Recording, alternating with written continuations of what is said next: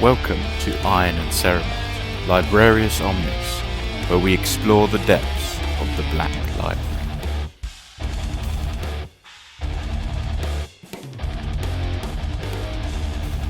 Hello everyone and welcome to Iron and Ceramite present Librarius Omnis. This is part 4 of our Legion review. My name is John and as always I'm joined by Shane. Hello mate, how are you doing? I'm good, thank you, very good. Right, we've finally got to the end. How have you enjoyed it so far? Yeah, good. I think I think we said at the beginning of going through Legion, it's an interesting book in that it's very different from what we've seen so far because it's a much more human story and focused on the human characters in the setting. And Dan Abnett is one of the authors that is very good at writing human characters. So I think in that regard, it's been an interesting change of pace. And good fun to read through it. I think as I got to the end of it, again, the end is it's called part 2, but it's very much like the last quarter of the book in real terms, and it kind of picks up the pace that we've seen throughout the rest of the heresy, maybe with the exception of the Descent of Angels. Up until that point, but all of the books have been very rapid in their kind of progression.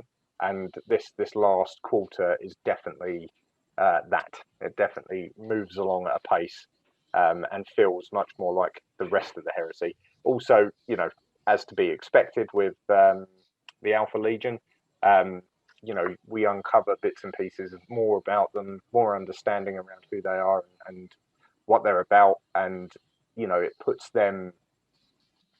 It gives or at least it delivers their position in terms of the law as it stands in this point in the heresy, and makes them a slightly more compelling legion to follow, perhaps. But yeah, overall, good book, and I've enjoyed it. Yeah, it's been great, and like you say, obviously we know how this book ends and the way that it does. Alpha Legion. Do you know what book's next for the Alpha Legion?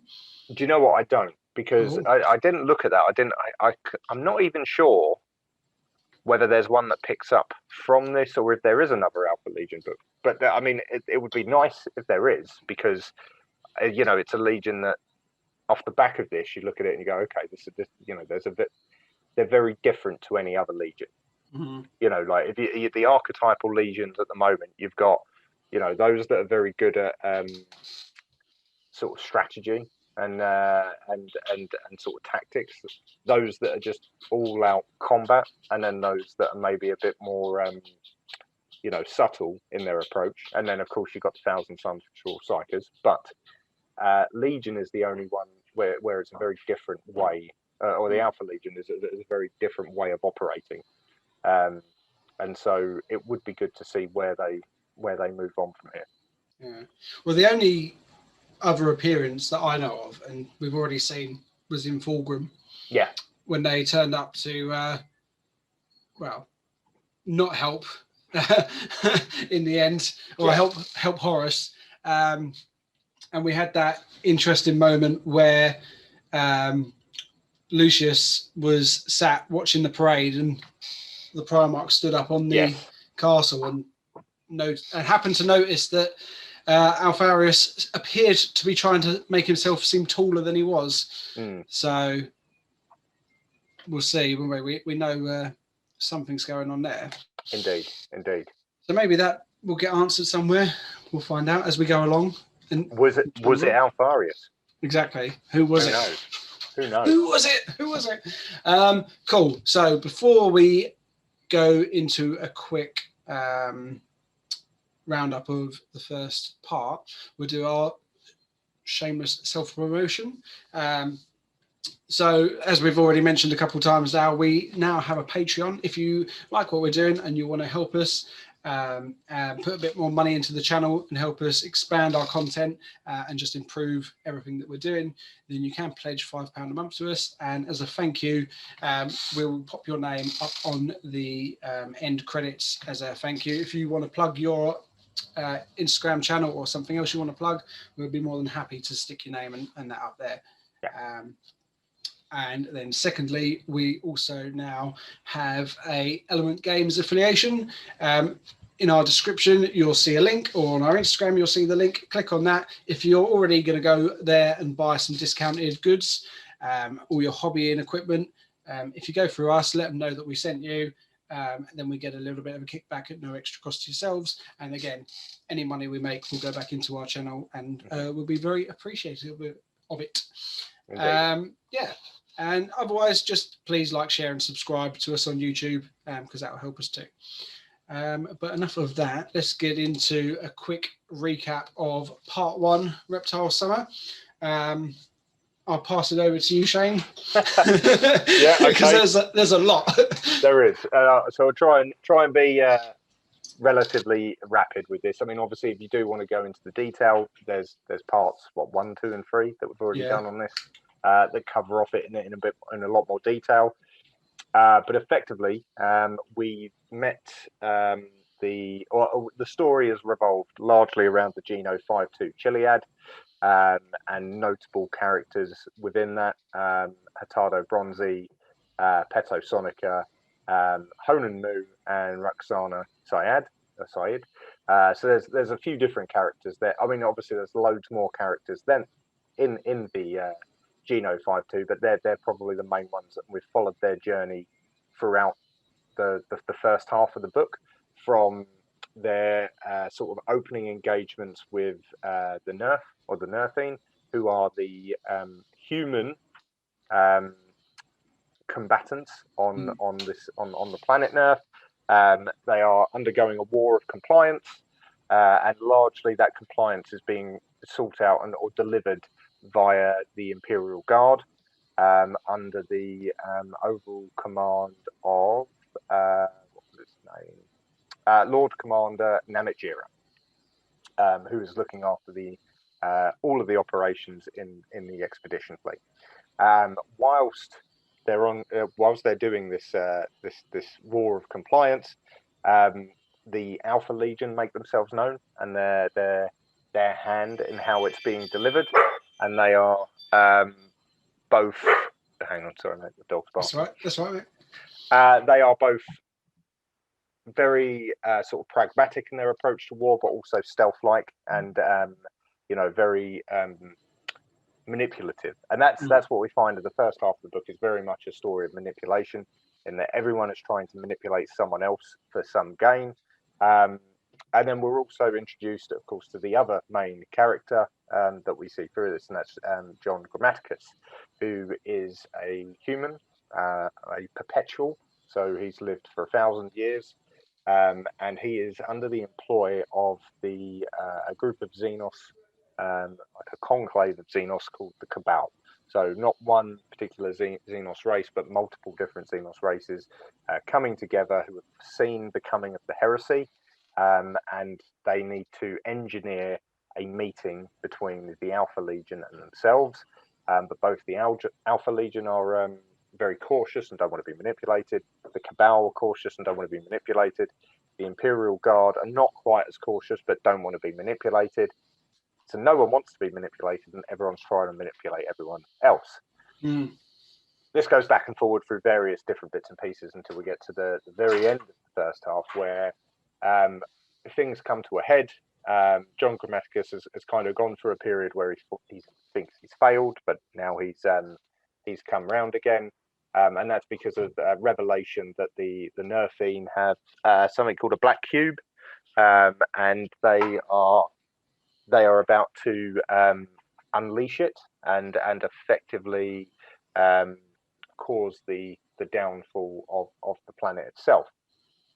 And John Gramaticus obviously has to get this word to the Alpha Legion, who then obviously have to decide whether they believe it or not. And that is kind of where we get to the closing points at the end of part 1, is that there's been a massive battle where the Nerfine have had like one last roll of the dice. A great scene, well worth reading on its own. And we're left wondering what's happened. Yeah. We know that the last part of that bit, that Alfarius, or who we believe to be Alfarius, has sort of taken word or accepted that this is the situation and is going to deal with it. But that's as much as we know, and then we move into part 2. Yeah. But before we move into part 2, the homework we set ourselves. Cado Pius is of the Carnivales. That was literally, as soon as we stopped recording, I pulled the book down.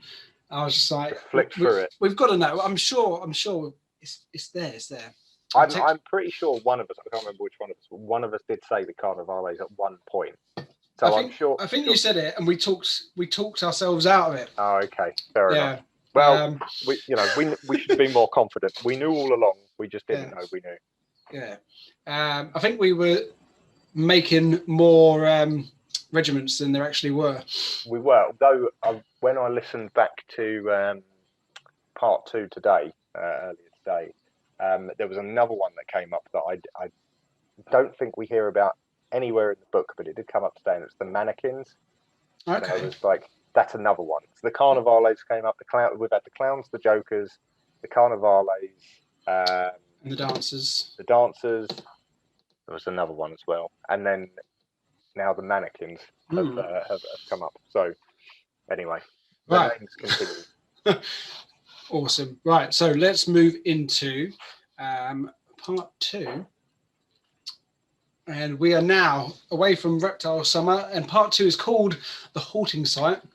And we join chapter 1, 5 months after the fall of Nerf, and we're in the vicinity of 42 Hydra. So we join John Gramaticus, who is on board the Alpha Legion ship, and he is in a cell. It's basically a blank shell of a cell with its cot bed, 2 chairs, a table, and just a toilet and a sink. And that's pretty much all he's got. And the lights have been on constantly. It's probably a bit of a maybe torture, just trying to wear him down. I think that's fair. I think there's definitely elements of all of that at play. Yeah, there's definitely trying to not let him get comfortable, not let him get the upper hand, even though he's sort of trapped. And we find out that every day for the 5 months, pretty much, Sonica has visited him for 1 meal a day. And we join this day, he's coming in with some bread, cheese and wine. And John sort of, while they're eating, says, I feel like my mission is about to be over. And Sonica says, well, what makes you say that? He said, well, the ship's changed course. Yeah. And Sonica says, yeah, you're right. Packs up his lunch and leaves. And as he's walking down the corridors, one of the captains, Peck, finds him. And Sonica tells him that, yeah, John knows where we are. And this is the first time in 5 months that he hasn't asked about the Uxor Roxana. And Sonica says he's been telling him he will get to see her eventually to sort of keep him on side. And Peck says, well, at least you didn't have to lie to him this time. We'll circle back to that later. And Peck tells him he wants Sonica to stay with him for the next few days while operations start, and he can give the other commanders insight into how Gramaticus has been and how he's been spending time with him. And Peck says, we're finally going to find out if Gramaticus has been lying to us. And Sonica basically says, well, he wasn't lying about Nerf.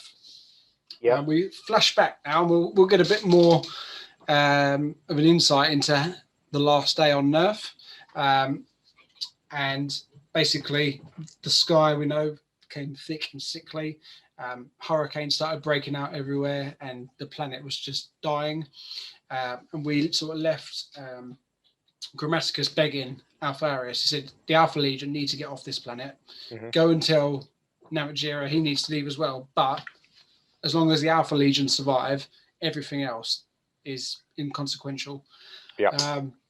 And we sort of ended with Alpharis saying, right, I'm going to go and tell him to get off planet. And apparently Namatjira initially refused to leave. Yes. He's not interested. He's obviously already shown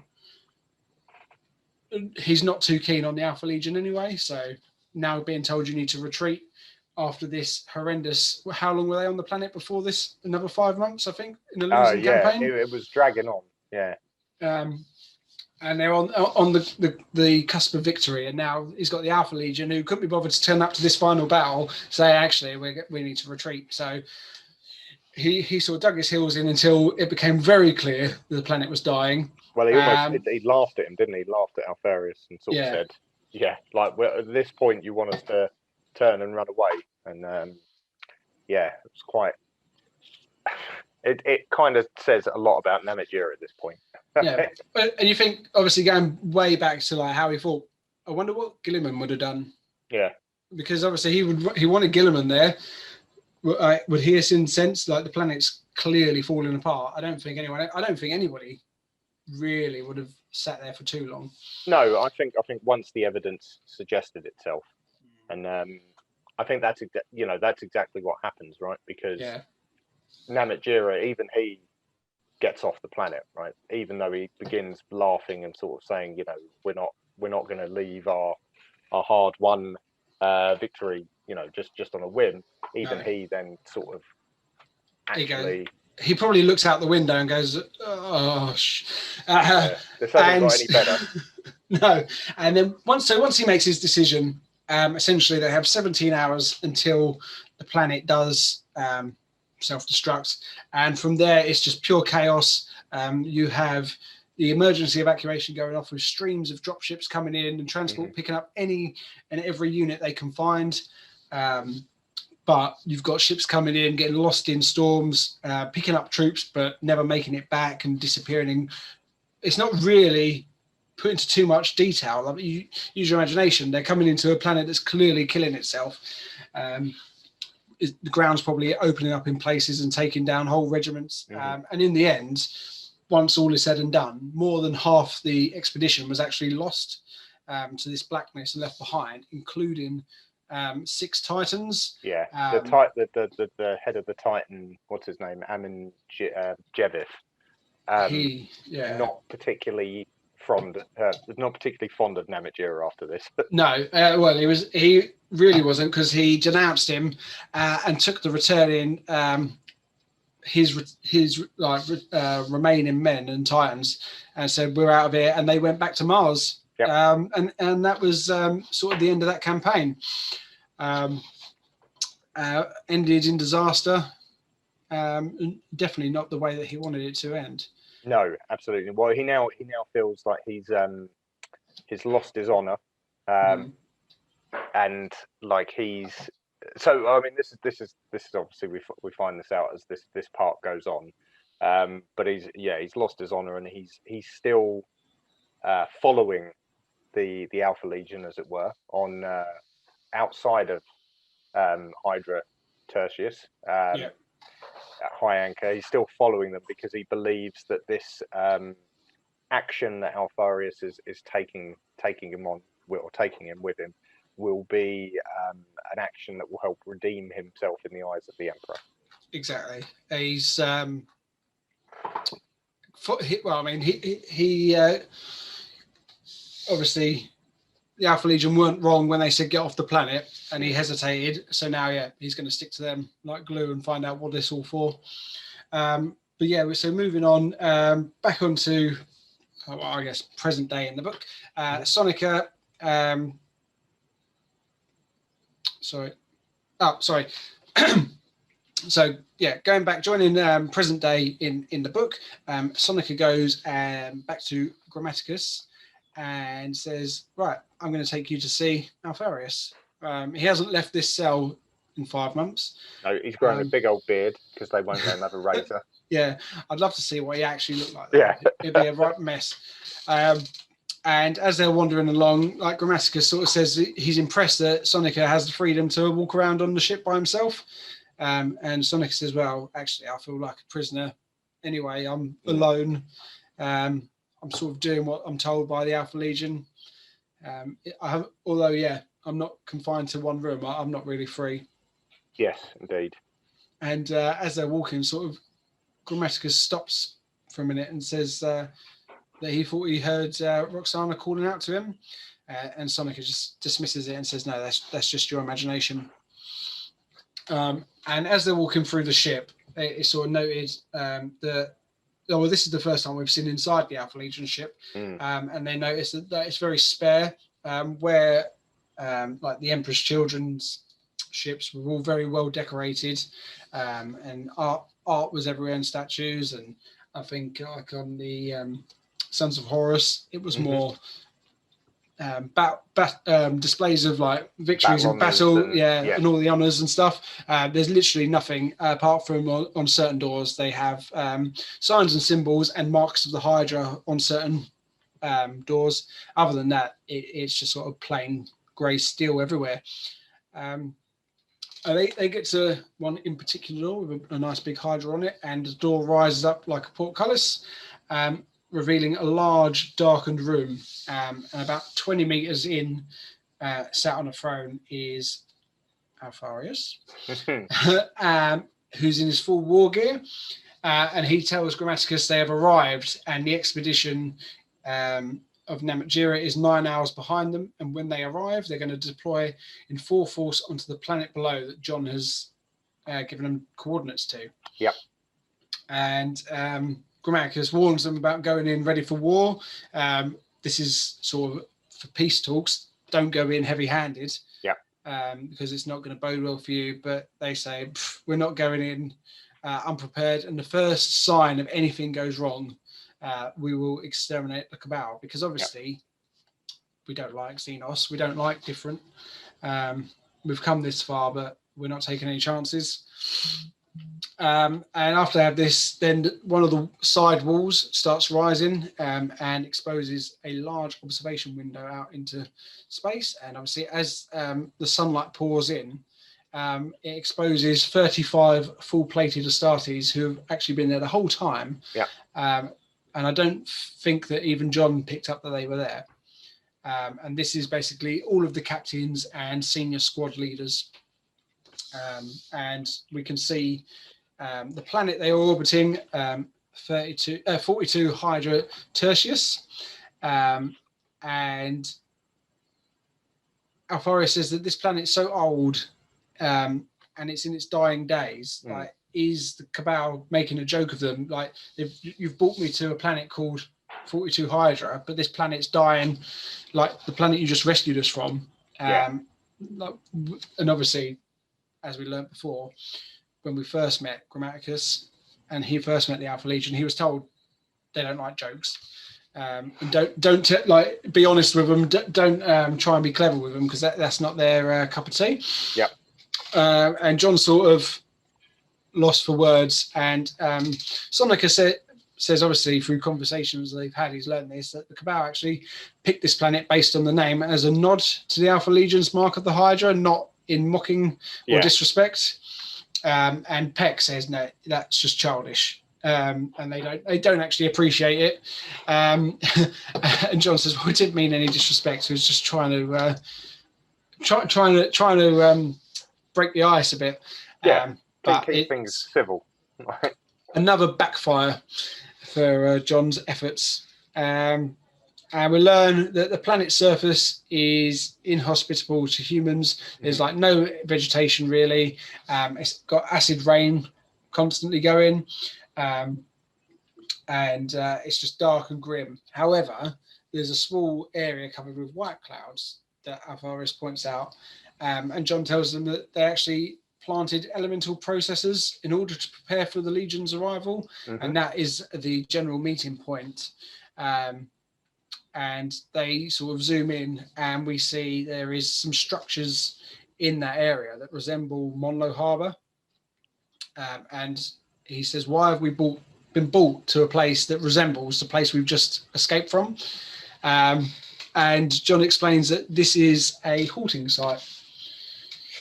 So I don't know if you want to explain what the Cabal use a halting site for? Yeah, well, I mean, in its simplest terms, so like the reason, like, so I suppose Alfarius, the Alpha Legion, they pick it up and they say,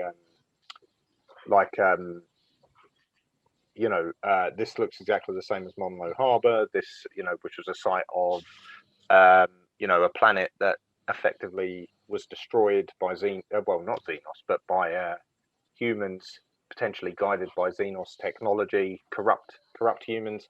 And you're bringing us to exactly the same place again. How do we know that this isn't some sort of trap? How do we know that we're not going to end up in a similar place before? Now, what I think John goes on to explain is that the halting site is simply it's a bit like an airport or a landing pad. A landing pad's probably more fitting, and it's built to take the Cabal ships.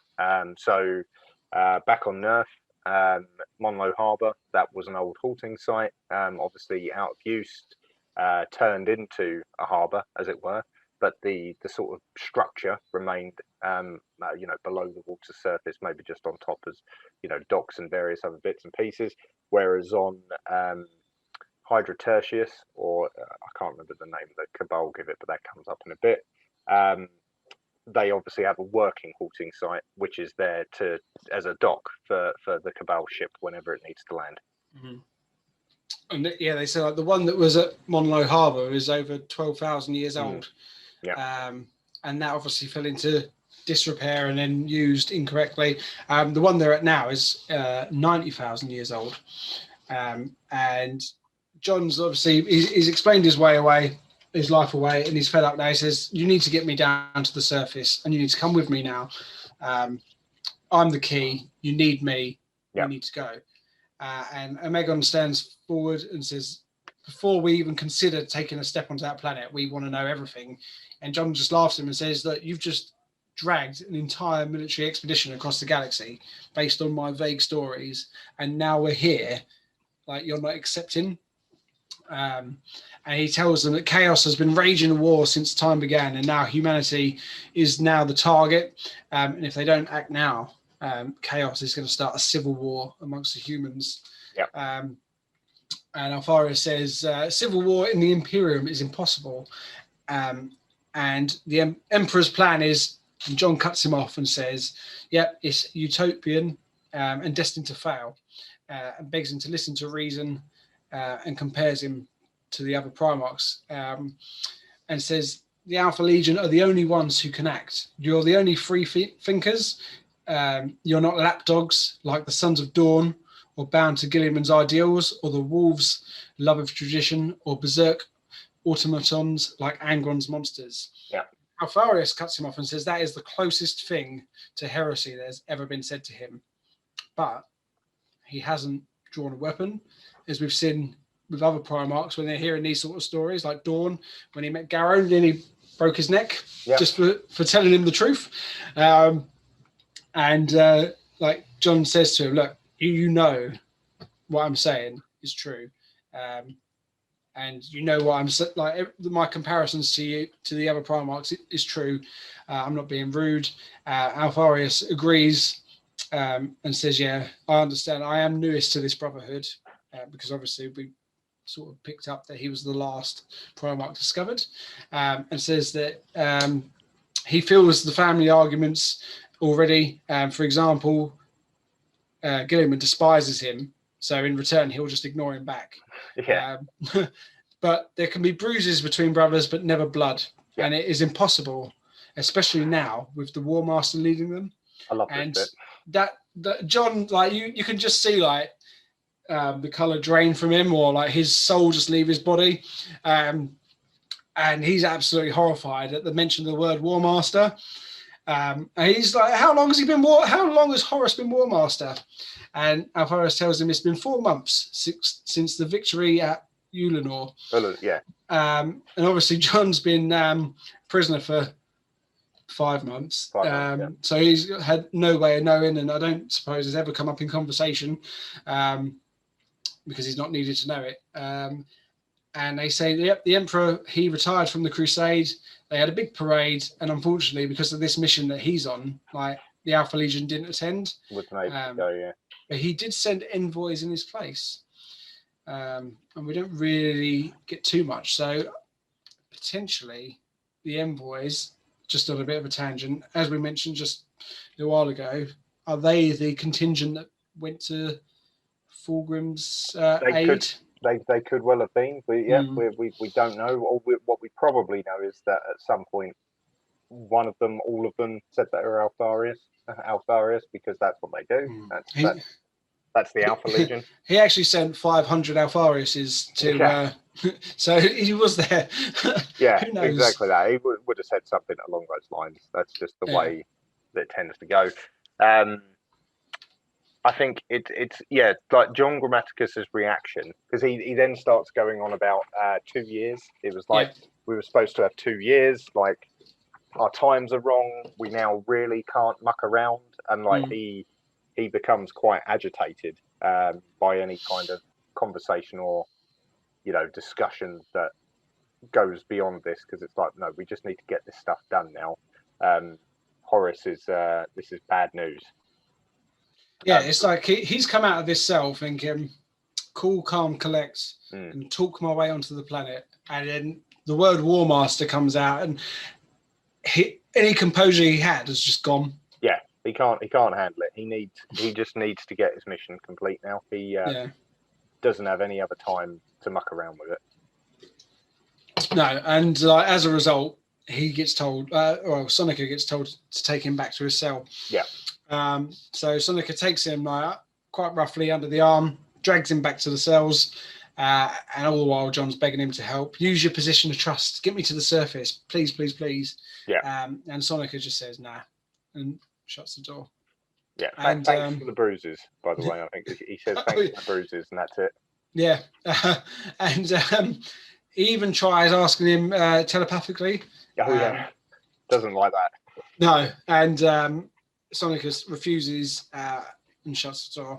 And as the door closes, Peck steps out of the shadows and say, "Did John try and get you to help?" And obviously, we know that he did. And Peck says to him, "Look, you've done a lot. We can swap in another operative if you want to walk away." And Sonica says, "No, I'm okay." And Peck says, "Okay, you're going to carry on with the plan." Yeah. And moving us into chapter 3, we're still at high anchor. 14 hours later, battle orders are given, and deployment to the surface will be in 30 minutes. And we're back now with Bronzy and the Jokers, who, hey, they managed to get off the planet. Good. They did. The perks of being a main character. bit of plot armor. Yeah. Although it doesn't seem to be much of a benefit in these books sometimes. No. But for the time being, it's got him to the final chapter. And he's with his guys. They're preparing to board the ships, ready to land. And looking around, we sort of see the other companies or what's left of the survivors from Nerf. He finds Hon and Moo and says, "Right, we're ready to deploy. What's the mission?" And she says, "Well, hopefully we're about to find out." Brilliant. Proper army stuff here. No one has a clue what's going on. Hurry up and wait. And since the fall of Nerf, like Namatjira has barely given any information to anyone. He's been working very closely with the Alpha Legion, but he's sort of taken on their tact of not saying anything to anybody. Basically, like the Surviving forces are in disarray. Like they were in such a rush to catch up to the Alpha Legion that anyone who was wounded or anything that was broken got left behind. And he actually managed to commandeer some other forces that were in the area of the previous rendezvous point, and built up some numbers, but they're nowhere near the full size of their previous expedition. And they were actually supposed to turn and join the War Master, and go and join Horus, because to wipe the dirty taste of failure out your mouth, you go and you fight alongside the Sons of Horus, and automatically your pride is restored. But instead, like we mentioned earlier, he's following the Alphas. He needs closure, and he demands answers. So Bronzy and Moo, they're both given their data sheets with mission orders on, but they're told that they can't read them yet. They'll be given the orders, and they can read them with their men as and when permission is given. So speaking of Namatjira, we join him, and he's being dressed up by his staff, ready for his ceremonial duties. And once he's ready, he goes out onto the operations deck, and meets General Dev and the fleet commander, Jan van Unger, I'm going to say. Yeah, close enough. Unger is, yeah, I think Unger.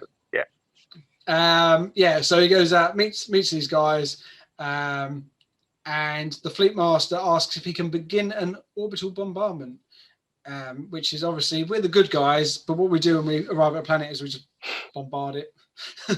No quick. We'll bombard now and see what's left behind. And Namatjira says no, which actually openly annoys the fleet master. And shortly after, Alfarius, we think, arrives, and Namatjira tells him, once we go in, we expect to secure the surface within 3 days. But can we go and have a private word? Quick chat. Yeah. So they go into Namatjira's private quarters, along with our Lucifer Black friend Chain, and he pours out some wine for them, and they toast to everything that's been going on, toast to future victories and all the traditional stuff. And Namatjira goes over to the window and starts pointing out all of his ships, and sort of naming them as he's pointing at them. And Alfaro says, yeah, look, I know all your names. I know all your ships' names. What's your point? And Namatjira says, yeah, I'm sure you do, but I have no idea what you name your ships. Yeah. And Alfaro, he basically says, we don't name our ships. We designate them with serials. The ship that you're pointing at, my ship, is called Beta. So Namatjira says, well, where's Alpha? And he says, he's occupied somewhere else, mate. That's all you need to know. Yeah, that's all you need to know. And Namatjira says he wants some more information about the mission. And Alfaro says that you know what you need to know. And Namatjira is now getting to the point of, look, I've had enough. Yeah. And as he sort of says, no, I want to know. Chain steps forward and says, look, the commander asks you for an answer. And Alfarius rounds on him and says, back off, you're not going to stand up to me. Just know your place, bodyguard. It says something about, I've heard they're brave. Well, I've heard that Lucifer Blacks are brave, but not stupid. Yeah, exactly. Something like that, yeah. But tensions come straight back down, and Namatjira says that I'm putting my men in harm's way for a great purpose, but I'd like to know what the purpose is. Yeah. I need to know what's so important, and how did you make this discovery of whatever's going on this planet. So Alfarius finally sort of gives him some breadcrumbs and says, look, this group called the Cabal used a spy to contact us. We were given warning of the Black Dawn, and that's how we're all here, either to find truth in it and save the Imperium, or we're going to go and destroy a dangerous Xenos race. Yep. Don't worry about it, mate. The War Master approved this mission.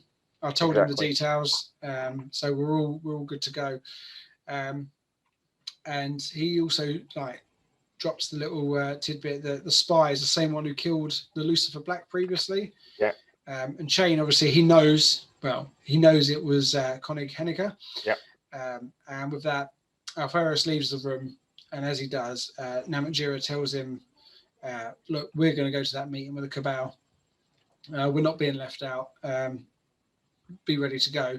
But in the meantime, can you go and re-examine everything that we know on Henniker? Which he does.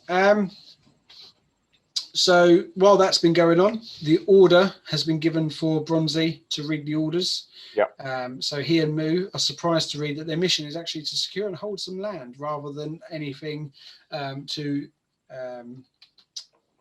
dangerous on the surface anyway. And there's no further instruction. So they sort of say their goodbyes. We'll see you in a minute. And Bronzy says, "Look, I can move ship, and I'll hold your hand on the way down if you want." But she just sort of laughs him off and goes. So he relays his orders to his men, and as he's sort of, I think, putting the data slate away, he notices a small metallic leaf. In his pack with a small riddle on it, and it says, "Your father cheers, your mother cries. That is the lot of the soldier." And also, the mark of the Hydra is printed on it as well. So I think we should probably jump forward the 30 minutes. Bronzy's drop pod launches towards the planet, and as they're building speed, he holds out his hand, and Hon and Mu takes hold of it, and they plummet. Touching moment. Oh yeah, very nice. And they've been very close, and it's been teased the whole time. But yeah, they're obviously a bit more there than just command, and that moves us into orbital of Eolith. Yes, so Eolith is the Cabal name for the same planet.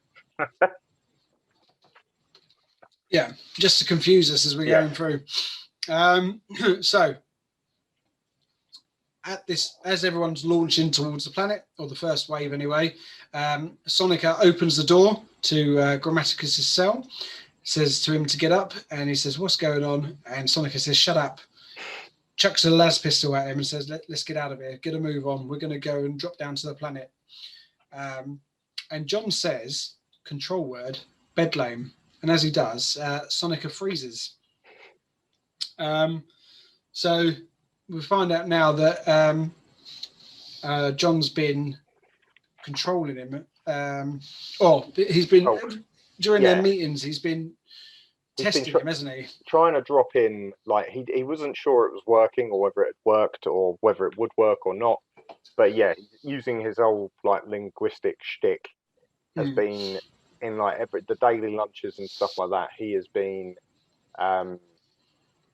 he's been doing that. He's been dropping in subtle words and command cues and stuff like that, so that effectively kind of hypnotizing Sonica, so that if he says the right command word or series of words or whatever, then it will effectively give him control over Sonica. So there was a film, I think it was in the 70s, called The Manchurian Candidate, which is the same sort of thing. So it's all very CIA spy novel stuff, where like, you know, you've got encoded sleeper agents. I suppose the Winter Soldier from the Marvel film.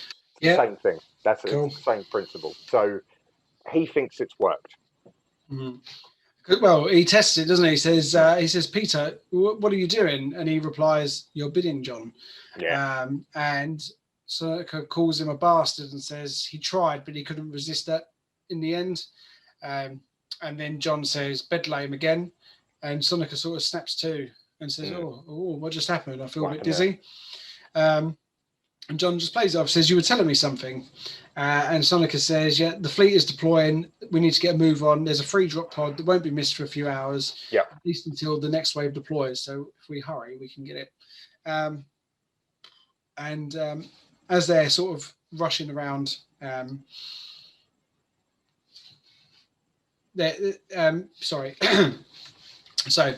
as they're rushing around, they say, "Oh, there's something we need to know first." And a servitor sort of pops out and stops them, asks for Sonica's documents, but Sonica shoots it in the head, and they run. Now they're on the lam. Sonica's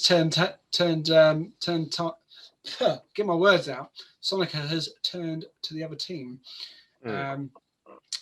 So he takes John into another cell, and inside, Roxana is curled up in the corner, and Gramaticus is overjoyed. But Peter sort of breaks the news to him and says that the Alpha Legion let their psyker at her. Her mind is now completely broken, and she's almost basically feral. And Sonica has tried his best to take care of her over the last few months and fed and watered her, but she'll never be the same. But obviously, John does think he loves her, so and it's sort of his fault that she's in this position. So they help her up and help run to the escape pods. And as they get there, Sonica disables the alarm, overrides the controls, and they jump on board and prepare to launch. And on the planet itself, into Chapter 5, Bronze's men land on the surface, and they get out and they're absolutely revolted at the state of the planet. Although it's been prepared for their arrival, so they won't just open the hatches and die. The air is still foul and rotting, and the ground is completely wet, and anything that was alive was just this horrible congealed black, wet mess. fishy goo. Yeah, and it even says it reminds him of rotting fish, and it looks like the tide's gone out and just left pure gore behind. Again, a classic example of trying to work within ecosystems, but we'll just wipe them out while we have this meeting. Exactly, and even the rocks feel a bit spongy. Yeah, spongy underfoot. Bone marrow, I think, is the word that's used to describe them. Grim. So obviously they disembark and spread out and get into position and start moving on. And after a while, they come up to a valley and see in the far distance is their destination called the Shivering Hills. Yeah. And Bronzy reckons it's going to take him about a day to get to it. So he gives his men a 10-minute break and says, go get a drink and take a pinch of peck and sort yourselves out. It cheers you up, yeah. And he slips off into some private area and uses the code left to him on the leaf. That's it. He grabs a radio. Does his clever little thing where he substitutes the first letters with the numeric numbers of their position in the alphabet, and that gives him the code to call through on and the comm set, which he does call through on, and gets told that he's now on what's it called? He's like, right now you're on standby. So we don't know whether we'll need you, but if we do, we'll be in touch. And then I think after he does all of that sort of discussion, he then wipes the log, wipes the last call from the log of the comms unit and takes it back to the comms man, and then gets back on his way, right? Yeah, he was never there.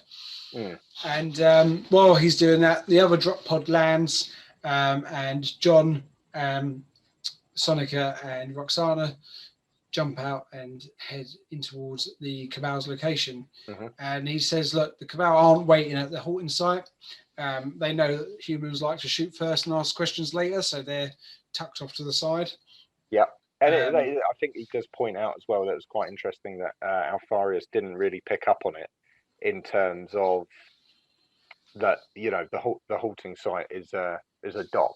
So the fact that they examined it and there was no ship there, he would have thought Alfarius should have picked up on that. So it doesn't, finds it confusing why the Imperial Army are all focusing on the Shivering Hills, which is the halting site. And that it was just interesting to think that it was overlooked. Well, exactly. So he's sort of telling them, actually, the Cabal doesn't really care about humanity, but humans have spread so far through the universe, they can't be ignored by these so-called higher beings, especially now. The forces of chaos have discovered humanity, and they're going to use them to take control of everything. And the Cabal want to deny the Great Annihilator any freedom. Now, the war can no longer be avoided, but it can be won the right way. The right way. That's the most important. It's got to be won the right way. Yeah. He says, once we've touched base with the Cabal, I'll contact Alfarius and we'll let him know where we really are, and we'll sort it out.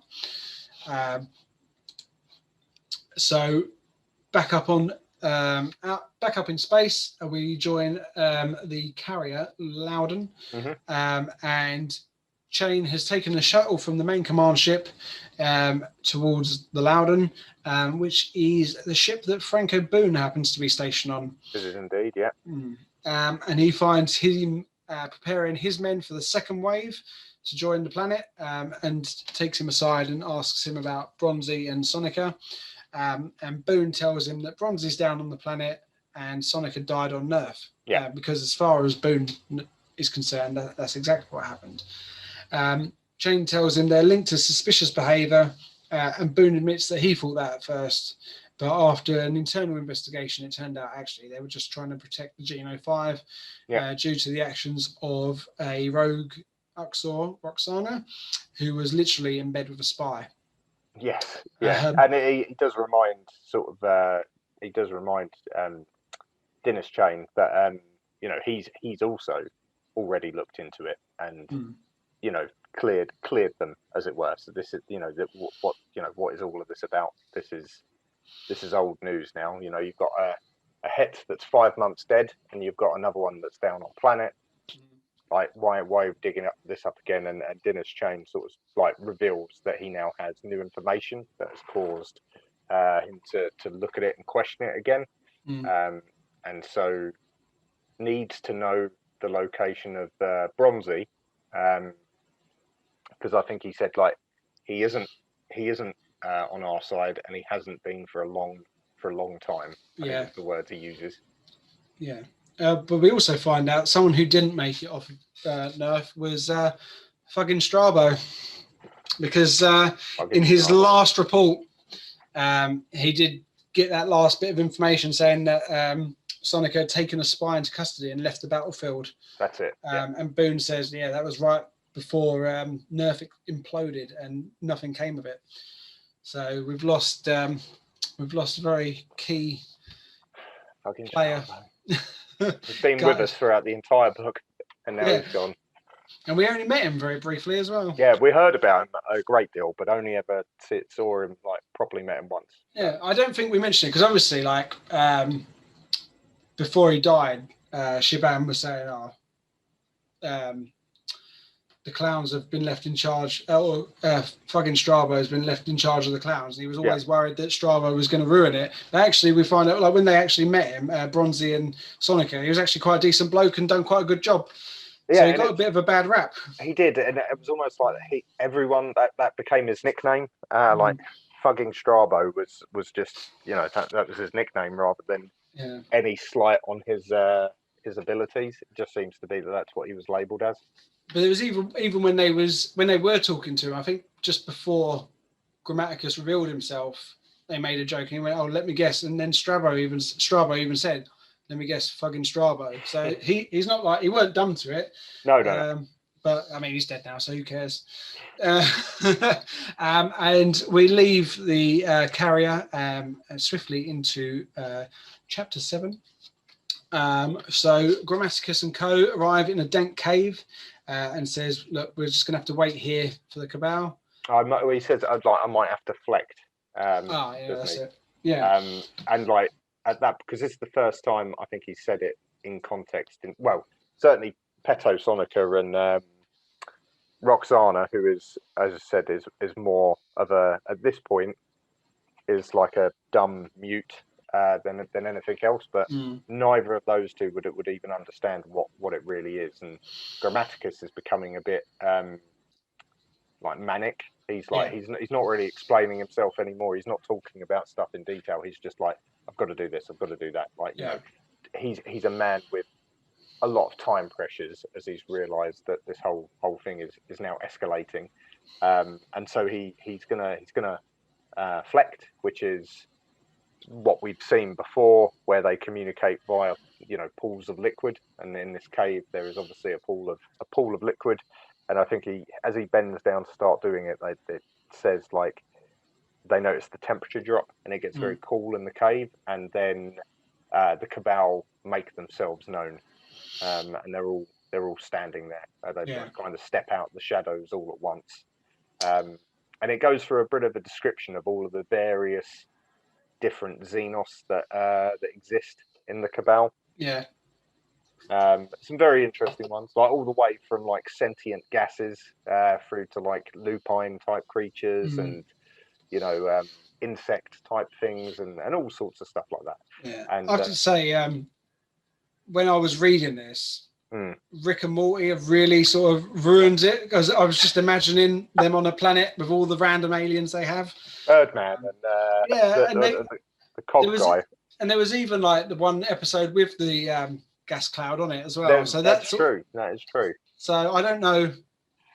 Maybe some more Warhammer fans over at the right room there. Yeah. Maybe Justin Roiland's a Warhammer fan. Yeah. So good shout. Yeah, but that was literally it. So, like, all I can imagine now is cartoon, really weird looking aliens, but I suppose they are really weird, aren't they? To our eye, yes, they would be indeed. But our man, like, they go through all these descriptions, and then they kind of settle a little bit on Slaudar, the elder Autarch in his bone white armor. Horrifying because he's so human-like, I believe is the description that one of them uses. But they're there and they're like, no, John, we're here. We've always been here. And I think there's a bit of back and forth between them, and then you get the one of the best xenophobic slurs that the Elder can come up with, as he sort of bellows monkey. Because as it transpires, Petosonic has got his las pistol pulled and aimed at the Cabal. Yeah. Well, before that as well, they already said like they're not impressed that he's brought them with him. Yeah. He's brought 2 humans as well, but like you say, he's Sonic has got his pistol out, pointed it at the Eldar, and Gramaticus is. He's absolutely like his world is crumbling. He's stunned at all of it. He can't believe after all of this work to get them together. Yeah, he's like, no, this isn't the way. Like, Peto, what are you doing? And like, he starts shouting Bedlam. Yeah, he starts shouting Bedlam, and like Bedlam, and it's not doing anything. And like, Peto's like, I can't believe you thought that worked. Yeah. And like, he chucks like a location device to Roxana, who reveals that she's wearing like a psionic necklace pendant that has scrambled any of John's abilities to read into her mind. And then I don't know whether it's at this point, but she obviously reveals the Hydra tattoo. But that might not be until the till the Alpha Legion actually turn up. But maybe in a second. But yeah, basically, like she catches that locator, pushes the button, and the cave just fills with Alpha Legion. There's like 50 of them, all pointed their weapons at the Cabal, and they're saying, "Don't move." And Omegron sends a message out. They're secure, and as he does so, Alfarius materializes? Yeah, well, could be. Who knows? We think it is. We're told it is, so we'll go with it. And that pushes us into Chapter 8. And we leave the cave very briefly and join Hon and Mu. And her sept picks up an incoming ship in the sky. And when they look up, they see a Jackal gunship circling around and just before it lands. And when it does, a troop of Lucifer Blacks emerge and run towards the Jokers. Very confusing, and they demand that Bronzy shows himself, which he does. Obviously, he sees them coming, and I think he sort of swears to himself. Yeah, he's like, no, not now. It's the last thing he wanted to see. He just got to hold hands with Hon and Mu, and now he's going to get taken away. I think he gives her a kiss on the cheek and sort of says, "Look after my Jokers." And she gets the terrible feeling that it's the last time she's ever going to see him. Yeah. It's a really, like, it's a sad moment, really, because as I said, whether or not there's anything going on there, like, because nothing's ever confirmed. It's just it's a nice touching moment between 2 of the main characters, and it's like, Bronzy, you stupid old dog, I think she calls him. Yeah. What have you done now? Yeah. And he said, it's just a misunderstanding. I'll sort it. And he goes. So elsewhere, Gramaticus is absolutely throwing a fit. He's all over it. He's like, it's all wrong. He can't deal with it. And he's shouting at Alfarius, saying, "This is what I wanted to avoid. Like, we're trying to build trust, not sneaking up on each other." And Alfarius says they're going to meet under my terms. That's it. I'm not happy you've been spying on me. This is what you get. Yeah, I think it's a Megan or Omegon says. I think it's one of these points where he says it's a really like key, well, very telling point, and he sort of says, John sort of says this was never a trap, and I think Megan says, well, it isn't now. And it's like, yeah, okay. As I said again, no trust. Everyone's trying to manipulate everyone else, and right now the Alpha Legion are on top. Yeah, you'd think they must have suspected. Like they've been watching the Alpha Legion for long enough. They must realise they're not completely stupid. But then if John's been the only link they've had, I mean, as good as he is, he hasn't really shown his quality the whole way through this book. He's been quite fumbly. Yeah, he's like I think on maybe in other missions, maybe in more vanilla stuff, he's probably a lot better. But I think in these when he's going up against these arch manipulators, this is just too much for him. He cannot hold a he's not able to hold like a candle to the Alpha Legion and everyone else that's involved in these arch manipulations. Yeah, I mean, we did see, didn't we? He did try and quit at least once before. No, he did. Yeah, he definitely has tried to quit out a couple of times now. And I mean, he gets to the point now. So he turns to Sonica and like basically says, "How could you betray me?" This is where she flashes. Yeah. And Sonica says that I've only used you as much as you try to use me, which is completely right. And Alvarius was actually the one who allowed me to free you because we wanted to see where you would go. And this is like where the psionic scrambler is revealed, and she reveals the mark of the Hydra. And then back to the big boys, Alvarius demands now to speak with the Cabal, and they agree, but they're really not happy with the way that things have turned out. And before we speak, we demand to speak to the Primarch. And Alvarius says, you're talking to the Primarch, and they say no, we want to speak to the entire Primarch. Strange. So, moment silence, and then Omegon stands forward and stands next to Alvarius. They say like we need a display of trust where we can show that secrets can be shared. So like we're here, we're under fire, like you've got us surrounded, we're not going anywhere. So look, just we'll talk to you, but just give us one thing, and that one thing is this part where it says no, the whole Primarch, and John Gramaticus has got his eyebrow raised, and Peto Sonica, him and Roxana are there. At this point, it's all so far over their heads that they're beyond it. Yeah, well, to like not to John, but to the other two, like they all look the same. I mean, I suppose they're all wearing their helmets and stuff as well. But to this point, the Alpha Legion all look like twins. So yeah, they're probably quite confused. And I would say, is it safe to assume that this is the real Alvarius and the real Omegon now? It's safe to assume that it is Alvarius and Omegon. It's not safe to assume which one is which. No, but we're pretty happy that this is the Primarch. This is the Primarch. This is them. We're there now. Yeah. We're pretty sure of everything that's happened. We don't know which one's which. No. We're taking the book on its word, but effectively, we've played all the games now. We're done with all of this stuff. We're now at a point where we have the twin Primarchs, the 20th Primarch, as it were. As they say, it's one soul in two bodies. Yeah, and both of the two Primarchs, or the one Primarch, they're actually shocked that the Cabal know this. Yeah. Because this is like, I mean, we don't even know what planet they're from, so something like this is completely untold. Yeah. I wonder how far through the Legion this is known information as well. It is one of their well-known secrets, but you don't know whether it goes beyond the captains. Yeah. Maybe it's the company captains as far as it goes, because we know, I think the likes of Peck and Herzog, I think they probably know. Yeah, they must do. Like they're so far in it as well, aren't they? Well, I mean, they're all Alvarius at some point. None of them are Omegon, but they're all Alvarius. So it's interesting. Yeah.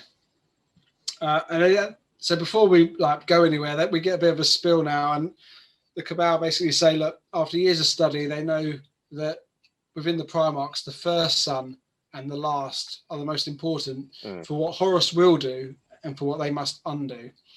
And they say that Horus is going to let the galaxy burn, and they tell them it's heresy. The Primarchs don't believe this, and the Cabal say they can show them the proof. If they take them to their craft, they will share the acuity with them. That's it.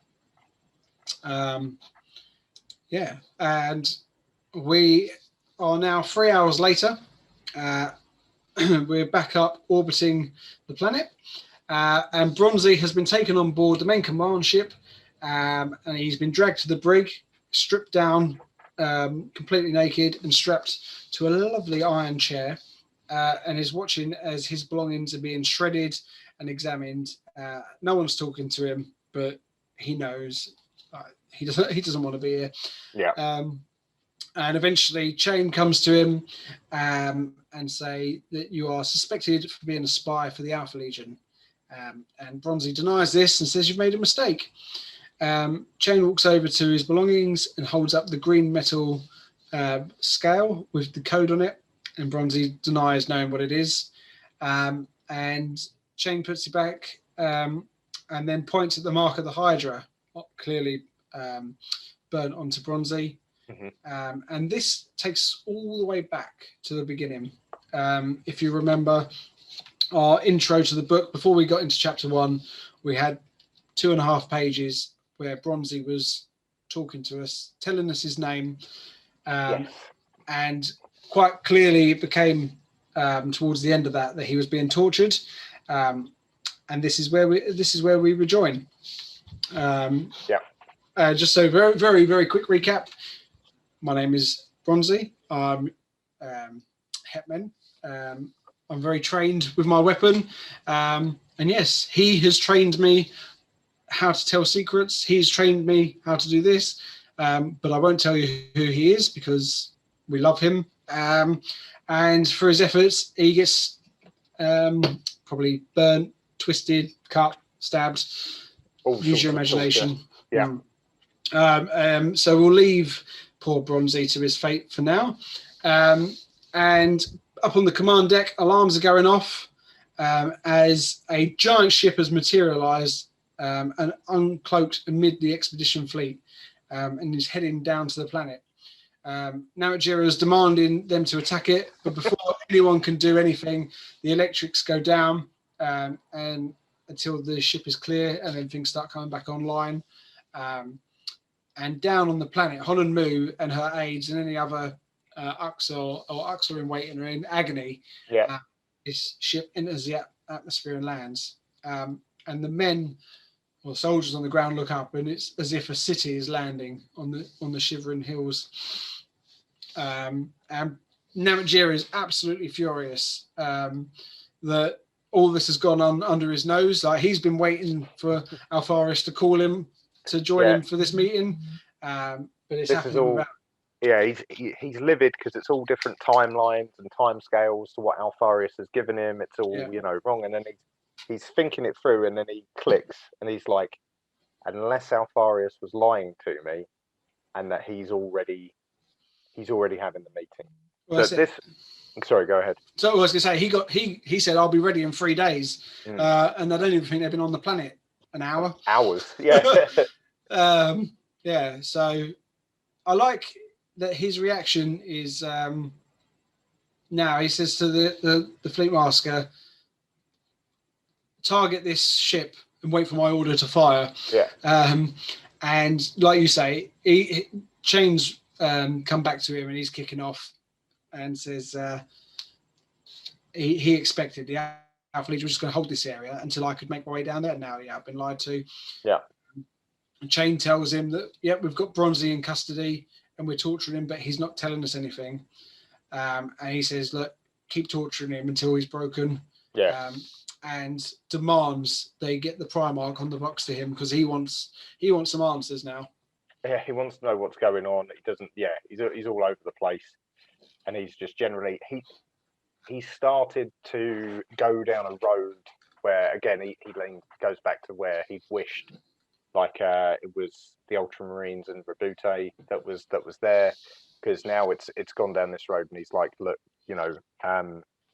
it's no longer, say, not heresy or treachery or any of those bits and pieces, or treason. It's more that there's something fundamentally wrong with the Alpha Legion in the way they do things, and that if he doesn't get his answers and he's not happy about it, then he's going to start going and blabbing to the High Lords of Terror or to the Emperor and bringing it forward to them to say, look, you're.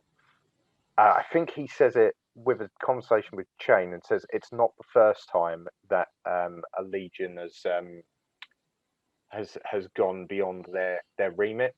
And so that is that a hint to one of the two lost legions. Probably is nudging that way. We don't get any more of it than that. It's one of those tiny scraps of lore that lore heads fixate over. But and Namatjira's been around a long time. Yeah. So he's probably been serving the Emperor longer than the Alpha Legion as well. And so he's getting the arse of all of this, and so is throwing his toys out the pram, and that's where we're at. Yeah. So we'll leave him into chapter 10, and the Cabal teleport themselves, and the Alpha Legion and the Clingers on Seneca, Roxana, and Grammaticus from the cave up to the halting site. And we don't even get a description of the Cabal ship, because Sonica and Roxana are staring at it, but it's even too alien for them to comprehend what they're looking at, so they just stop looking at it, which is amazing. Yeah, for those two, they are properly out of their depth now. It's almost like Dan Abnett has spent no time in giving us their viewpoint on it, because it's like they're out of this now. They're too far gone. I feel like there's probably 2 or 3 paragraphs describing it, but he got to a page count and had to delete it. So he was like, I'll just take that out. You don't need to know. There is one point that I think someone says somewhere, like it's like a large copper disc. And you're like, all right, that's pretty nondescript, but fine. We'll have that for now. Like, off we go. So Sonica says to her, this is a matter now for bigger minds than ours to deal with. Gramaticus is sat alone nearby on a rock, and they go and sort of sit with him and say, look, it was hard to betray you, but you were using us, so we can't feel too bad. Yeah. And a doorway opens on the ship, and a long golden ramp emerges, and everybody herds the Cabal up onto the ship at gunpoint. And just before the Astartes enter, Herzog says to the Primarch that Namatjira wants to speak to him, and he says, well, that's going to have to wait, mate. And they go into the ship, and after a while, Sonica is summoned to attend the Primarchs, who tell him they're about to have the future revealed to us, and they're going to witness it. The 2 Primarchs are going to witness it. Shay's going to witness it from a psychic perspective, and Sonica's going to go as a normal human. Yeah, unaltered, unmodified human. He's representing the everyman. yeah. And he agrees to it with very little coaxing from the Primarchs. And once he agrees, they say that they're ready. And Gahet then introduces himself telepathically. And both Alfarius and Omegron introduce themselves as the Primarch of the 20th Legion, which we obviously already suspected. And Gahet begins to explain the nature of chaos to the Primarchs, and they say that they already know what it is. And he says, no, you think you do, but you really don't. And then explains more that this civil war is coming, and it will be down to them and their legion to sway the end result. Horus is going to turn traitor and start this war, and when he wins, he will kill the Emperor, but secretly he will hate himself for what he has done, and as a result, he will rage across the galaxy, destroying humanity. And the Primarchs say they will not allow this to happen. They will not allow Horus to win. So Gehet shows them the alternative, because obviously, before we go into it, that's obvious.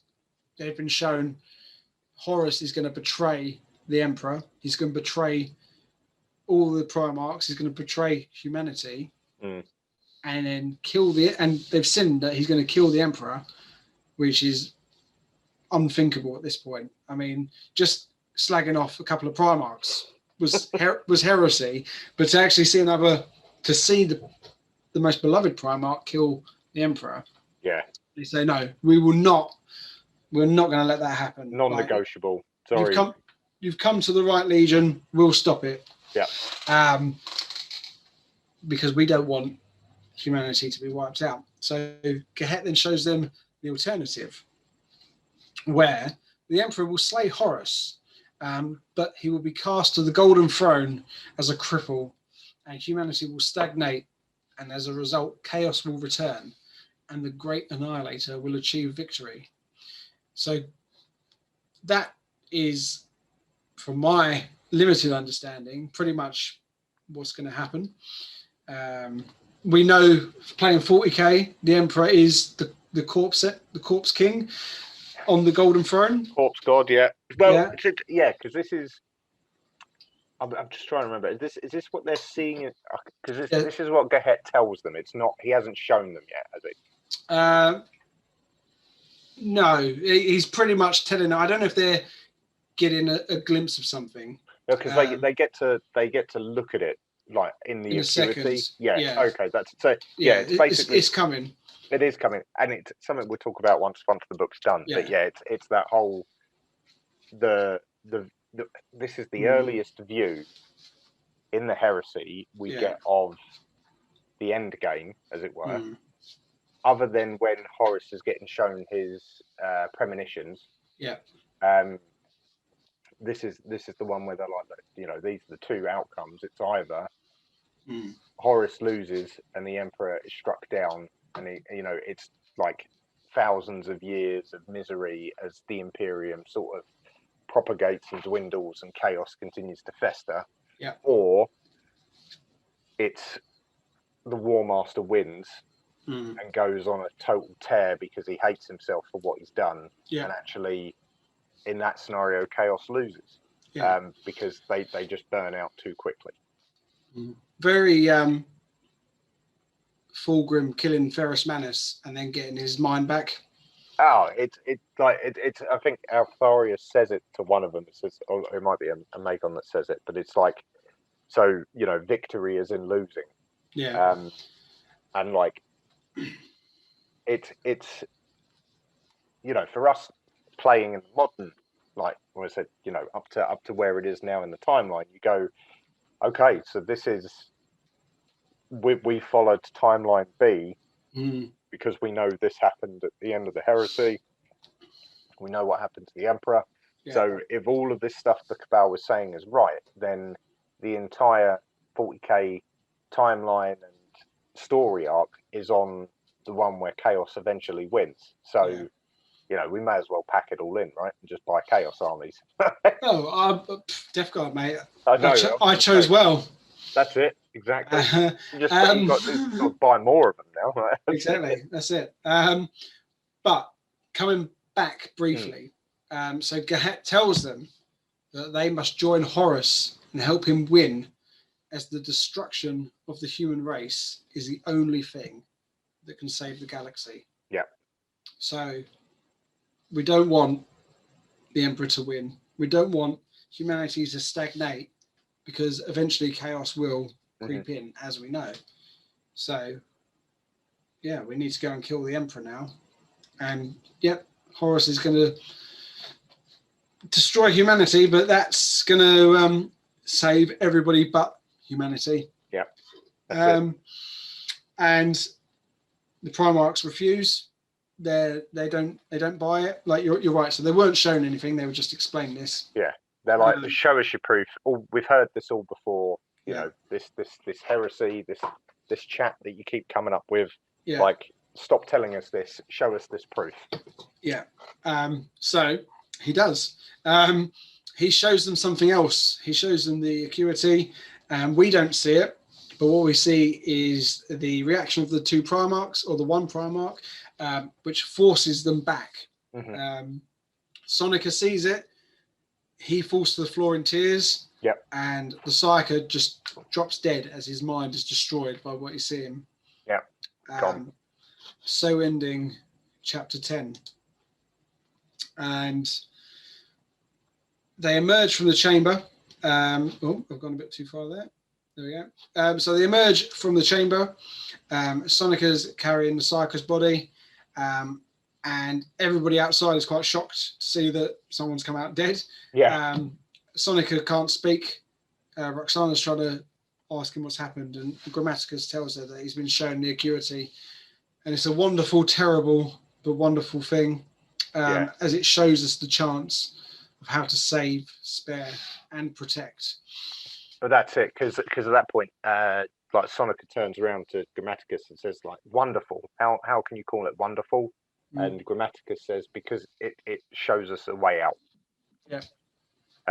Which, you know, as I said, it's that bittersweet element, isn't it? It's the grim dark, right? Even the wonderful element that shows your way out is actually just the doom of an entire species. Yeah. Like, okay, cool. Well, and not just it's like your own species as well. Like John's still fond of humans because he still is human, sort of. Yeah. Just a perpetual one. Yeah. And was it Slaudar steps up to the Primarch and says, sorry, what will you do? And Alpharius, I think he does call him a Monkey again. I think he gets that slur in there one more time. I think they can get away with it at the minute because everyone's still a bit shook. Yeah.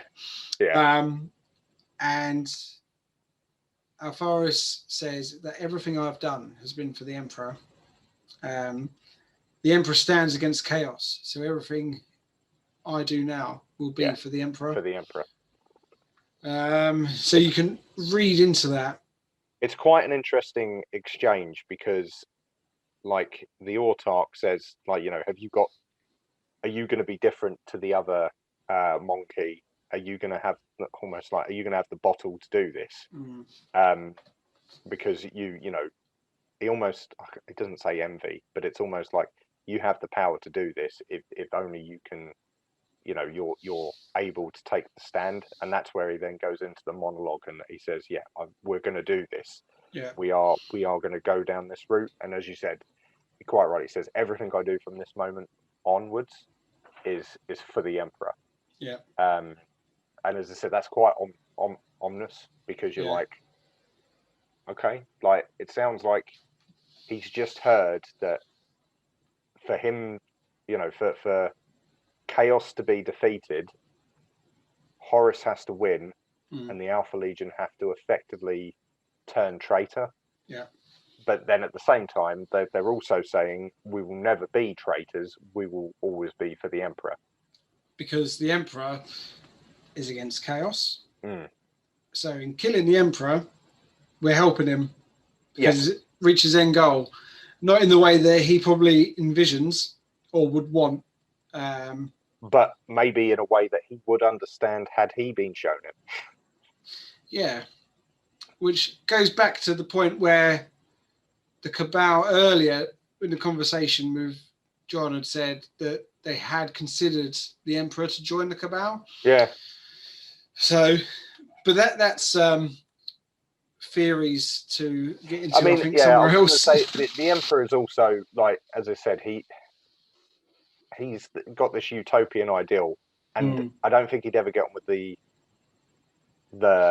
Cabal, because as much as we talk about how, you know, amazing the Emperor is and stuff like that, he is also the one that's fed this indoctrination of, you know, burn the heretic and purge the Xenos.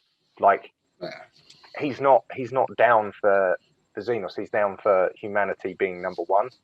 So that's it. Because John called him a bloodthirsty bastard earlier, didn't he? So, he probably wouldn't have joined the Cabal, and he would probably look at other ways that he could defeat chaos. But anyway, like, you know, this also feeds into the theory that, again, does the Emperor already know all of this? Because, as I said, there's the theories that, you know, he knows that whoever he named as War Master was going to turn to chaos, and that's why he named Horus, because he knew it had to be him, it had to be the War Master, because that's how it was all going to play out. If he'd made Dawn the War Master first, yeah, it could have gone, you know, entirely wrong. So I don't know. I said there's lots of theories being like ignited with this book and this exchange. But what we do know is that the Alpha Legion are for the Emperor. Mm-hmm. But in being for the Emperor, it means that they are going to do what the Acuity and the Cabal have shown them. Yeah, we're I think we've got some good podcast material there. Cheap plug for the podcast. I mean, we could do an entire thing on this. It's a big deal. Yeah, we'll definitely circle back to that. But anyway, while this has all been going on, Namatjira has been hounding Herzog for a reply. He's making all sorts of threats and accusations. And Omegron says, we must continue to act in secrecy as not to reveal their hand to anyone. Yeah. Alpharius turns to him, nods, and says, do it. And what happens there? So Namatjira, he's telling his fleet master, I'm going to write a letter complaint to Terra. And if he hasn't heard from the Alpha Legion before he's done, he will send it to Terra. And he will then order the orbital bombardment on the Xenos ship. And as he's doing this, the Alpha Legion ship begins to open fire on the expedition's fleet. Ships start exploding, alarms are going off. All sorts of stuff happening. You know, this ship's down, that ship's down, this ship's damaged. And they start getting alarms saying that Astartes are teleporting onto that ship. Yeah. Namatjira calls for battle stations, and everyone starts going absolutely banzai as left, right, and centre Astartes of the Alpha Legion are appearing out of nowhere and start mowing them down.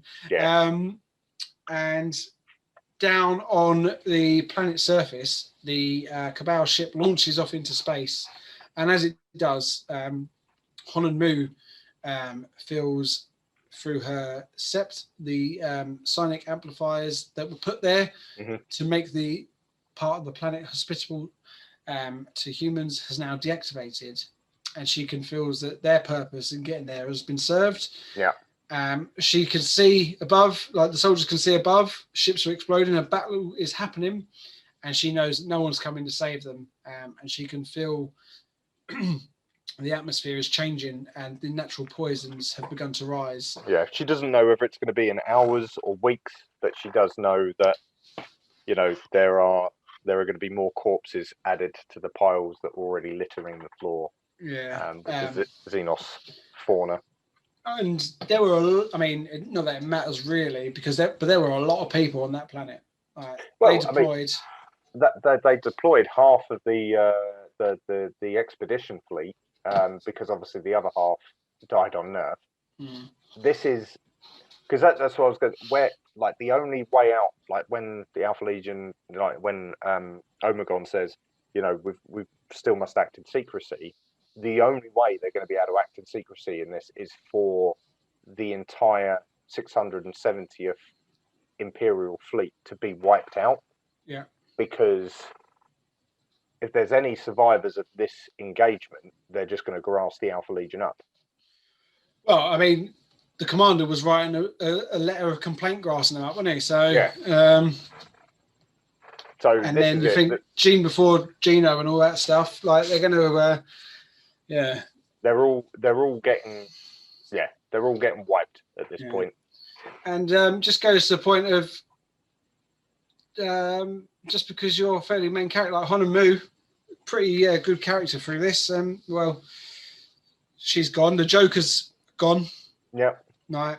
Bronzy, well, very lucky. But Kaido Pius has gone.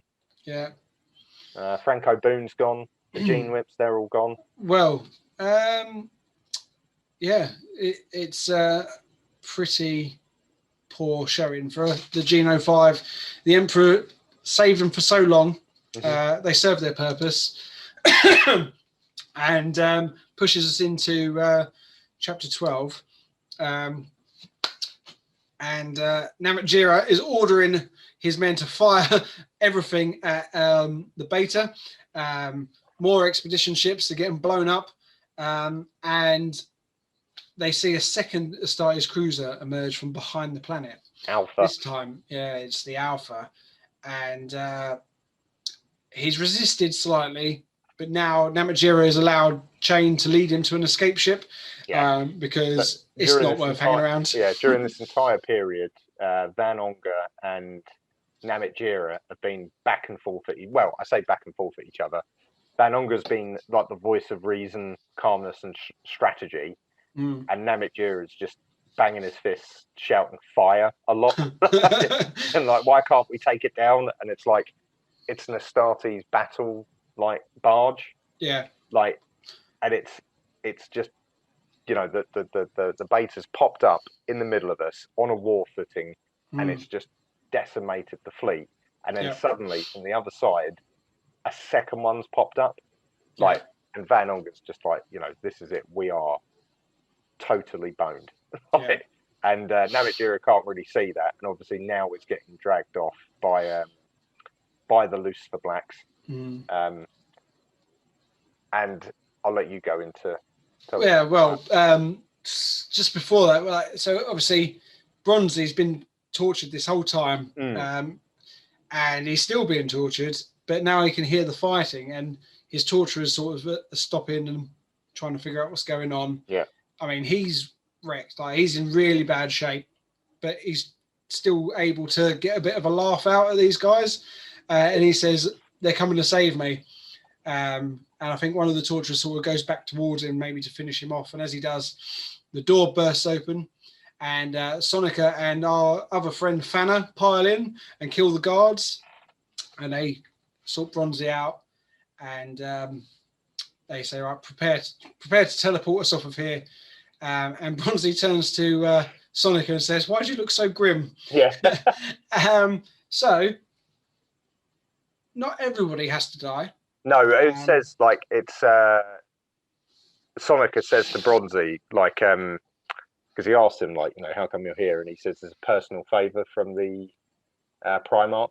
That I'm allowed to come with one of the other operatives, who obviously we met on Nerf in the.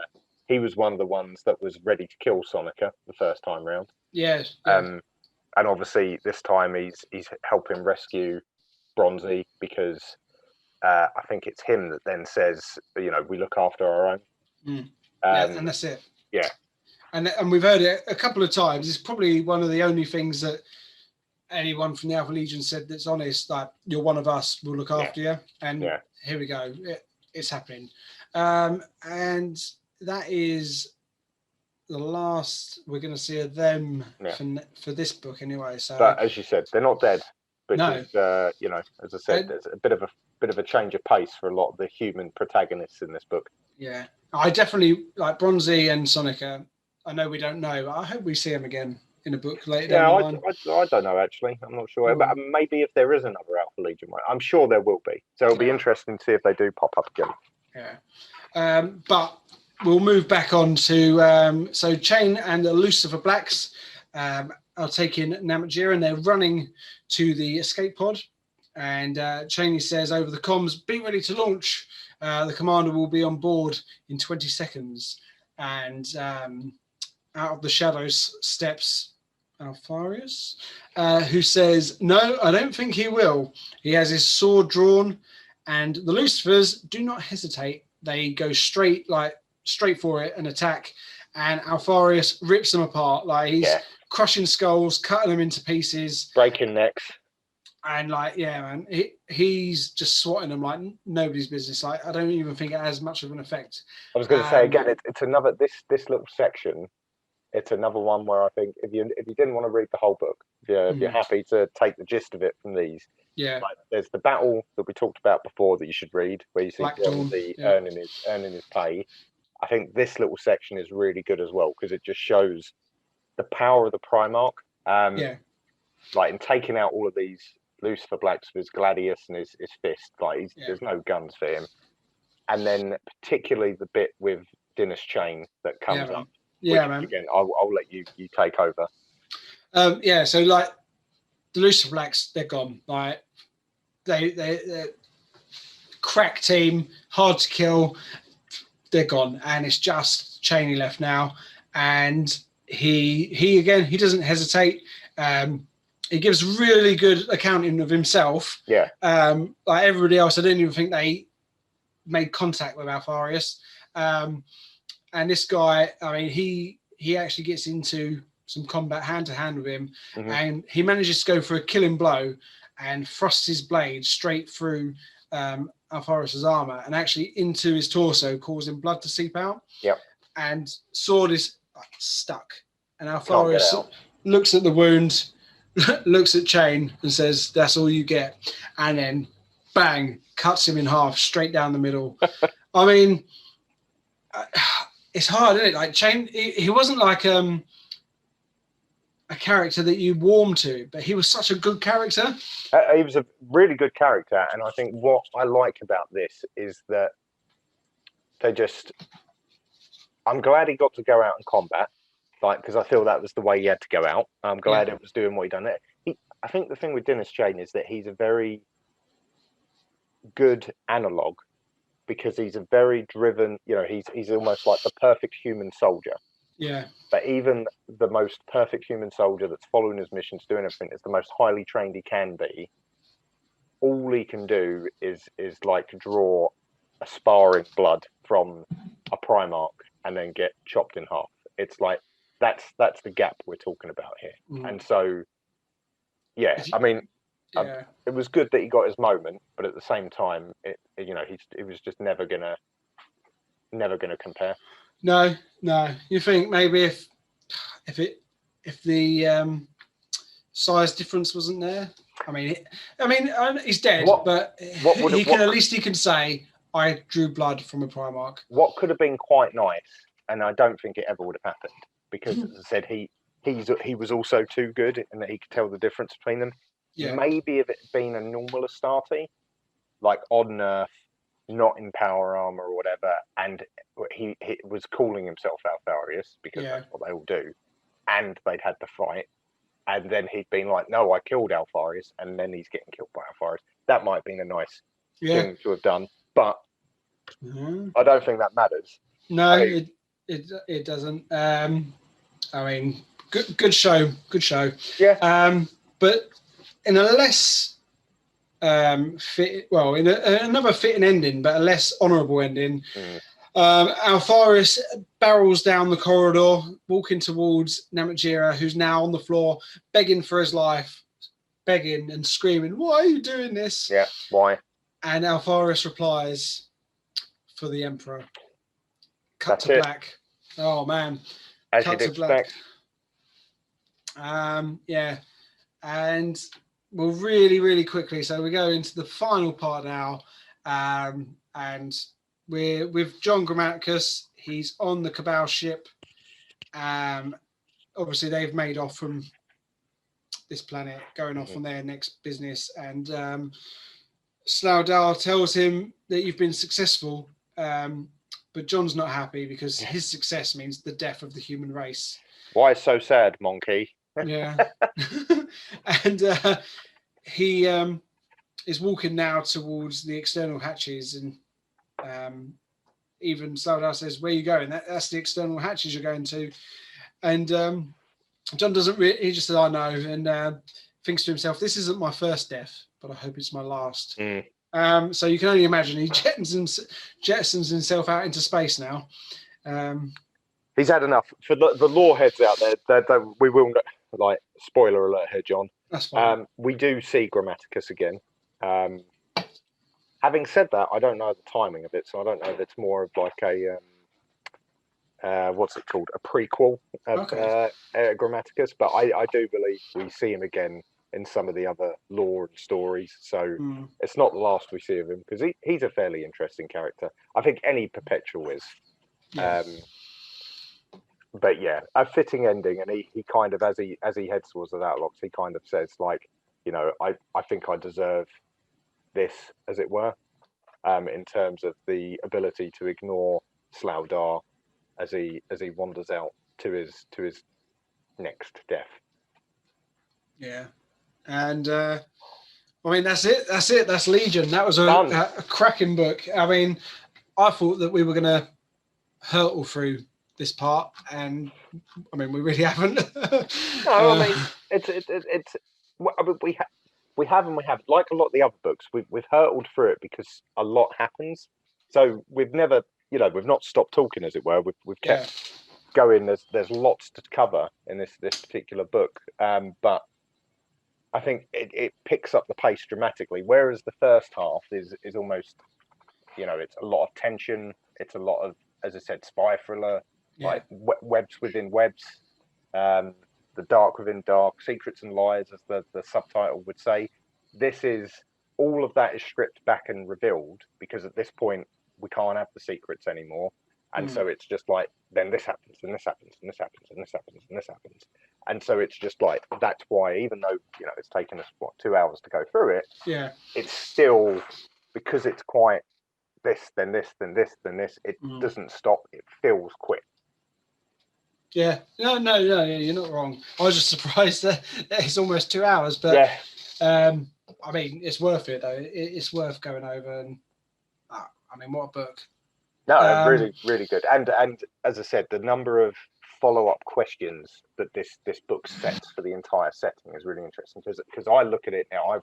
It's a second or third time really that I've gone through this book, and more than anything is I want to read more lore on the Alpha Legion, because I'm like, okay, well they're actually doing these sort of things for the right reasons, and no one likes it because they're like this enigmatic, weird legion compared to the way that other war is waged.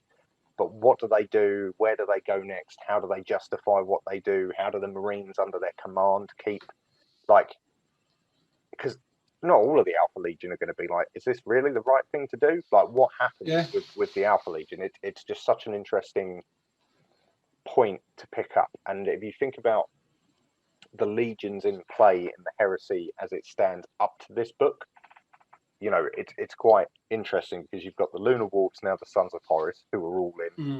They're all in bad guys now. That's fine, easy to pick that one. You've got your you've got the Death Guard, who are, they're definitely going that way. You've got the Emperor's Children, who are effectively, they are going that way, but they're being led by a demon, but they don't know they are. Then you've got the Thousand Sons, who we haven't heard much about at this point. Like, we don't know much about them. We just know that Russ is on his way to tell him off, or bring him back for a telling off. That's as much as we know from them. We don't know much about Russ either. We don't know much about the Wolves. We don't know much about any of the other chapters really, apart from the ones that have mentioned very, very, the Emperor's Children, the Lunar Wolves, the Dark Angels, and now the Alpha Legion. Yeah. So it's a very interesting setup. Yeah, man. Well, I mean, I don't know. Like you said, we don't know what book's next, and you're right. I want to know now how they implement the new direction in the Legion. And there's obviously going to be like everywhere else, an internal cull of people not on board. And again, I want to see what happens to Bronzy and the rest of them. Yeah, it would be good to see whether we get any more of it. I don't know. Like, you never know. But But I think we should sort of wrap up now. So if you've enjoyed our coverage of Legion and the books prior to Legion, then, like we said, we're on Patreon. If you want to donate to us, then we'll be more than grateful. You'll help us, like I said at the beginning, improve the channel. Any money we make will go straight back into the channel. I won't plug on it too long. And again, Element Games, the link is in the description. If you're going to go and buy some discounted hobbying gear, if you go through our link, it just lets them know that you came through via us, and it will give us a little bit of money at no extra cost to yourselves, which we'd appreciate. Otherwise, just a like, share, subscribe, and all that good stuff. So join us for the next book, which will be Battle for the Abyss, which I think is a divisive book. I really enjoyed it, and I'm looking forward to reading it again and seeing if I still have that sort of same level of enjoyment, because that's more of a 80s action. Yeah, I'm looking forward to it. It's a bit of a palate cleanser. Like you can turn the brain off a little bit and just enjoy a bit of a action romp, which is it's always fun. And it's got an ensemble cast. Like we get to touch on like various different sort of Legion cultures. So I'm looking forward to it again. Yeah. I mean, Ultramarines, 1,000 Suns, some Space Wolves, some Word Bearers, and one more. It's that World Eaters in this one? World Eaters, that's the one. Yeah. So we're going to get a good look at some Legions we haven't quite touched on yet. So join us for that. We'll say goodbye. I think that's everything. Indeed. Yeah. Cool. Right. See you on the next one, guys. See you later. Bye.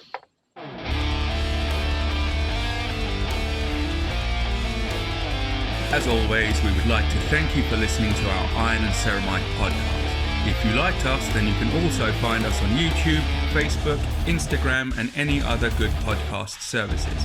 Just remember, in the grim darkness of the far future, there is only war.